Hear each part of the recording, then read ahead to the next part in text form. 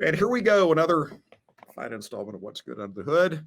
My name's Andy Woods, top right-hand corner under the Fox Sports Radio banner, Rob Sanders and Greg Hood, opposite of Rob, owner of Mazda of Columbia. His website address, Mazda of Columbia, prominently displayed right beside his name. What's up, fellas? I'm a marketing genius. Can you tell? You are. That is amazing. I put that in there. Well, What's up? I've got issues because I've decided that after we're done with this podcast, I'm going to go over to Greg and we're going to fight because he has made me take off my hat to show off my face. I don't want people seeing my face. You are beautiful. We're going to fight when the show's over. You're Greg. a handsome devil. Yep. You look good. Happen, so yep. I'm trying. All right, let's go. Well, here's the thing, man. I was, we've had issues with hurricanes rolling through New Orleans, and there's hurricanes seem to be brewing all the time, but there's going to be cars that end up getting flooded. How can you possibly avoid getting one of those flooded cars? Well, you got to look. Here's what I'll tell you, and this really sounds like kind of a dealer pitch, but one of the things that happens if you buy a car from a dealer instead of a private party is you're kind of protected against that kind of stuff. I mean, they're looking. There's ways to see. You can see water lines in cars. There's mold. There's all kinds of ways to determine that a car's gotten wet. If they've been in salt water, you'll know it pretty darn quick. But if they're in fresh water, it's a little less apparent. And it doesn't always ruin everything if it's in fresh water. But that being said, is once one gets right about above the door sill coming in, you can kind of kiss it goodbye. A lot of them have computers and stuff that are down on the floorboards underneath the seat and all that kind of jazz. But, you just take a hard look at a car. You can look on the inside of the firewall. You can look down. People don't bend down and look where the pedals are. They just don't look around. When I go out to appraise a car, I'm taking a pretty hard look at it. You open the trunk and you look around and look for signs of some kind of moisture that was in there. And that's a pretty good indicator. I mean, a lot of times cars will show moisture because they have a bad seal around the trunk. But if you see something, start looking, you might figure it out. But dealers, when they put it up on the rack, when they're doing an inspection, and I'm not talking about, Joe's used car lot, I'm talking about franchise new car dealers, no matter what they are, we're all looking for that kind of stuff because we don't want to sell that kind of car. It ends up being a nightmare. Smell test too. If it smells like fish, it means it's been in the ocean. Exactly. Just a thought. If you use it for fishing.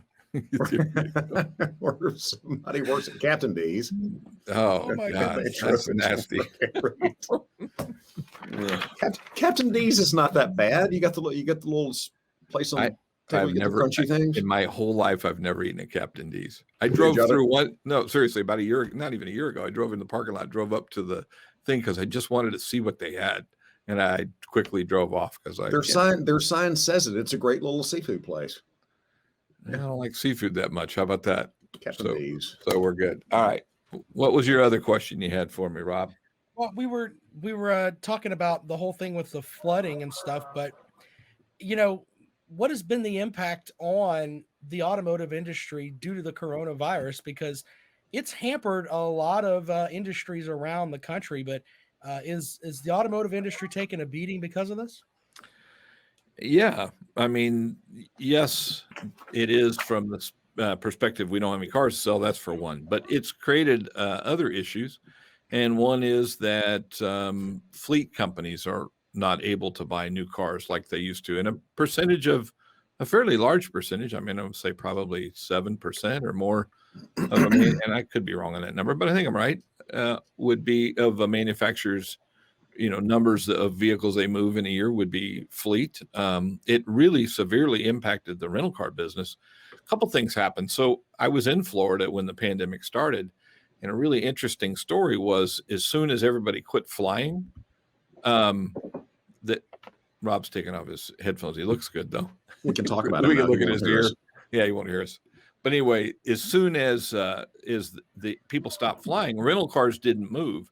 And down in Florida, in Fort Myers in particular, that area is full of rental cars because it's a tourist area. So between there and Naples and everything. So they've got these rental car agencies that are at the Florida airport. So what they did, in everybody's wisdom, because they had all of a sudden had thousands of cars that were not being rented out, they went and parked them in a field on the side of the airport. And 3,991 cars burned in this field on the side of the airport. I think because somebody left one running. and the catalytic converter caught the grass on fire, and the grass on fire caught the one on next to it, and then so it was $100 million in It's a damage. barbecue. It was Barbecue, truly that a is- barbecue. That is very good. But so, and it was it wasn't just one rental car company. I think it was Enterprise. I know Hertz had quite a few, and Hertz, of course, then just went right in the crapper because their whole business model was collapsing as they went. But then what happened is so they lost 3,991 cars in that event. Then they weren't renting cars for a while, so they started selling stuff off, and now they don't have any cars to really replace them with. So what happened? The cost of rental cars have gone up significantly. They can't get their hands on what they need. They're buying. I've seen some places are buying, rental car agencies are buying them at auctions. We have fleet companies that are now coming and buying used cars from us for their customers. We have a company called Wheels Inc. that does that kind of leasing to companies, and they came and bought a Jeep from us the other day, a Grand Cherokee. So, and it was a 2019 with 45,000 miles on it. So who would have thunk that would happen? They would normally go out and get a new car instead of doing that. It had a huge impact. It had a huge impact on suppliers. I don't know if you know it, but 1 out of 8 jobs in the United States is somehow tied in some way to the automotive industry. So when we have a problem, everybody has a problem. It's a little bit interesting. Did it affect the service department as well? Because people are not driving as much and not putting as many miles on their car and not getting into accidents as much. Did it affect the income for the service department as well? I'll tell you where it impacted us. You asked a great question, because it was the body shop business that shifted. As soon as the pandemic started, people weren't driving. They weren't commuting to work. They weren't running into each other. And the dealership I ran down south had a body shop, and you could have shot a cannon through it. I mean, for a month, there was nothing going on. And we were praying for rain and all kinds of stuff, because when it rains, then people crash into each other, like today. That's almost sadistic to be wishing badness on people. Well, that doesn't really sound good. But see, I can get away with it now. I don't have a body shop. But it doesn't sound good. But there's, I don't want anybody getting hurt, but I want them to smash that car. And here's the next thing that happened. So the second impact to the body shop business is that, actuaries are pretty smart. So they sit around and calculate all kinds of stuff of risk. And what they found out, it was easier and cheaper just to total a car than to have to send out somebody and do all the normal gyrations they do in repairing a car. So they were too quick to total them. So if a car had a hard hit, but it wasn't one that would normally total a car, insurance companies said, total it. And we're like, wait, we can do the work. No, we're good. And so it doubled up on the problem of the way the body shops were operating. It was painful. So once you total a car, you've got to actually get rid of it. You can't totally get the money and then fix it up a little bit. Well, it depends on the arrangement you make with a insurance company, but you have a branded title then on it. It'll state salvage on it, so it would have less value. But there are people that do it. I mean, in the interesting story is that Chrysler, I mean, I'm not sure it was who the company, it was Mopar. They sold a lifetime warranty on vehicles, and those lifetime warranties, people won't get out of the car. They won't sell them. So if they come in, it's written in the policy, if they come in to get their car fixed and they go, well, the car it's a $3,000 repair, we'll just write you a check. It's totaled. And then they're off the hook on the service contract. So even if the car is still reasonably good, it needs that repair, they're just writing a check and getting out of it. So they're paying them off. They're trying any way to unwind that deal of a lifetime warranty. Well, with the downturn, though, I mean, do you think that it's going to get to a point where it rebounds? And what's the thing that from the coronavirus that's going to hamper the industry from now on? Well, I mean, the chip shortage is the biggest thing, and it's the shortage of everything that we're seeing. The one thing they were saying, we're going to have a tire shortage, and so far I haven't seen that. And that was probably about 8-9 months ago I heard that statement, so it would have hit us in the forehead already. I think that what they're eyeballing, what may change, is dealers not explain the chip shortage, because I don't think everybody knows exactly what that is. Well, there's microchips that go in cars, and the production of those, when what they're blaming it on is that when the coronavirus happened, A, there were shutdowns of plants that manufactured them, but B, because people were staying home, the electronics business went through the roof. had record years and they were taking chips from that. And then so there's a shortage in general. And supposedly even the chips that the manufacturers use, I read something, a headline yesterday talking about the fact that, Intel and these other chip manufacturers are saying that the car business is really behind the times in the type of chip that they're requiring. They can make ones that are better and more efficiently made, but we're a little bit behind. But that being said, that creates an issue. But what we're seeing though is and they're talking about, I was talking to a district manager of another brand the other day, and she made the comment to me is that we won't see dealers with 500 or 600 cars on the ground like we used to. I mean, I used to do it too. Well, we've got 1,300 cars in inventory, so we got the biggest selection. So you should come to us because you're going to find the car that you want on the lot. Well, now that we're getting used to not paying flooring bills, and what a flooring bill is when we have a new car on the lot, we have a lender, whether it be Wells Fargo in our case, or it might be Kia Financial or Toyota Motor Credit. They do the flooring. So they actually technically own the car. They pay for it. We pay interest on that money. So the people say, well, if you had a bunch of money, why would you not floor them? And in our case, one of the things is they're covered by insurance while the company has them floored. So that's kind of all inclusive. And it's another area that lessens the risk and that for us as well. But nonetheless, because our used cars, we own all those. So that's different. We don't floor them. But when I'm down to 21 cars on the ground, when I've got $700,000 in inventory, when I normally am running with, $6 million, $7 million worth of cars. And there's some dealers out there that normally carry, $50, $60 million worth of cars. And now all of a sudden they've got 3 or 2. The cost of that money is nothing. I mean, matter of fact, we get credits and we end up kind of profiting from it. Banks don't like it because those are agreements. They never saw this coming. And so they're not lending the money because we don't have that. Well, the problem for them is that we're starting to get adjusted in how to do business at these levels. We're still doing business. We're still profitable. We're still open. We're still selling cars.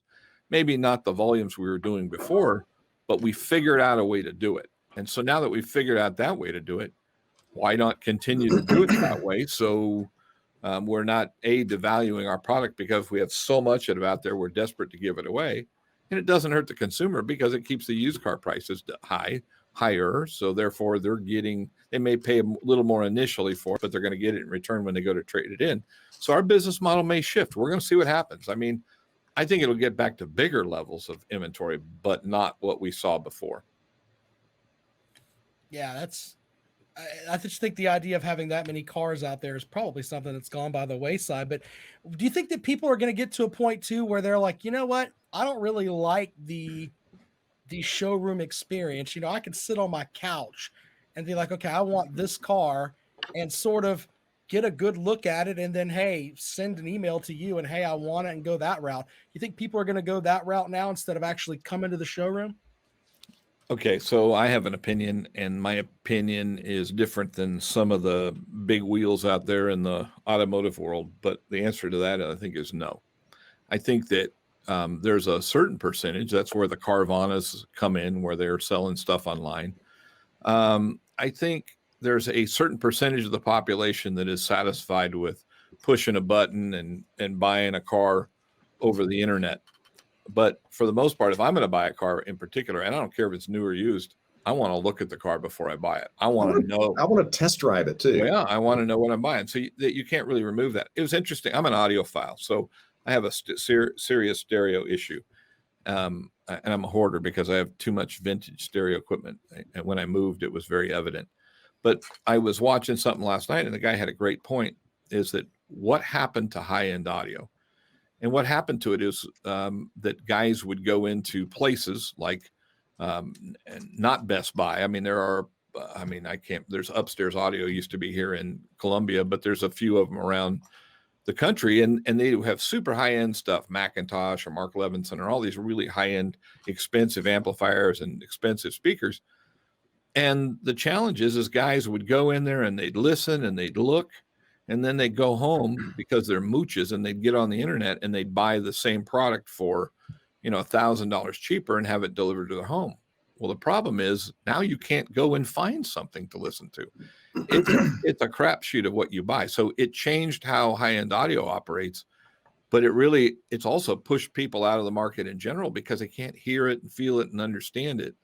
And I know when I buy something online, I have fear. I'm like, what's this gonna sound like? And then what do I do with it? I got to box it up and send it back. I mean, there's nothing easy about it. So if you get into that thought process of, well, I can go online and find it after I found it somewhere else to run the dealer out of business, who's going to service the car? I mean, people have forgotten they're creating some of their own problems. I just think that the second part of it is that touching and feeling is an important part of the experience. And then the last part is that we have found that when a customer comes in to buy a car, many times that's not the car they buy.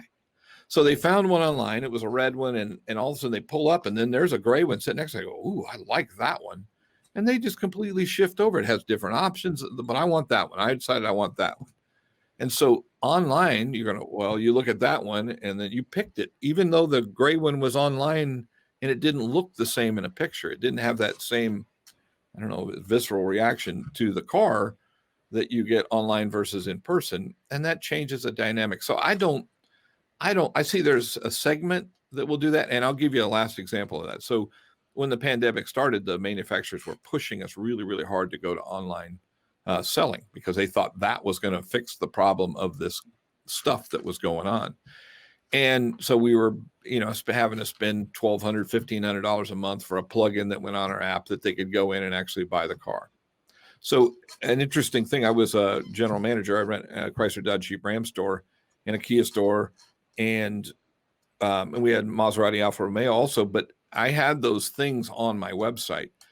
And a gentleman came in and he was up from Virginia. He came in, his car serviced. He had a house in Naples and he came in to get it serviced. He was a dealer. He came into my office, sat down and was talking to me. And I said, hey, are you doing any of this online selling? And he goes, yes. I said, really? And he goes, in my Subaru store, we don't do any at Chrysler. Totally different customer. So a Subaru customer, they know what they want. And they're a little odd. They're different. I mean, pipe smoking and they wear Birkenstocks, I guess. I mean, there's a kind of a stereotype, but the point is they know what they want and they're going after it. So his online selling of that particular vehicle is very high, but he didn't do one transaction in a Chrysler Dodge Jeep Ram store, and neither did I. So I think that kind of answers the question in a multitude of ways. How about that? I want to be at your dealership the day that you have that customer that comes in for the red car, sees the gray car, and you say, no, you've got to go with the red car. That's what you came for, or she can't have a car. I want to be there that day. You will never be there that day because that ain't going to happen, baby. Sorry, you can't have the gray one. Nope. You said the red one is what you liked. Yep. Sorry. So the party's over. Yeah. Get out. Gotta go. You got to go. This is yours right now. You got to take it home. Exactly. Okay. Yep. Mazda of Columbia. They do not act like that. No, sir. Never. They are such fun people. I love them. I went over to the dealership. Did you guys see this on Instagram where they were cleaning out the building of all the old stuff and there were a couple of televisions upstairs? There was from the top floor and they took them and threw them down. It was quite onto the showroom floor and they busted all over the place. That was fun. Yeah, well, you don't get to do that very often. You don't throw your TV at home. We try not to do that. I like to break things. You should have called me for that. I'd have helped out with that. Well, they're still over there breaking if you want to go help them. You just like to break hearts, Rob. That's what you like to break, buddy. Yeah, sure. All right, guys. It's time to go home. Yes, sir. What's good under the hood? Greg Hood, Rob Sanders, and me, Andy Woods. Thanks for listening and watching.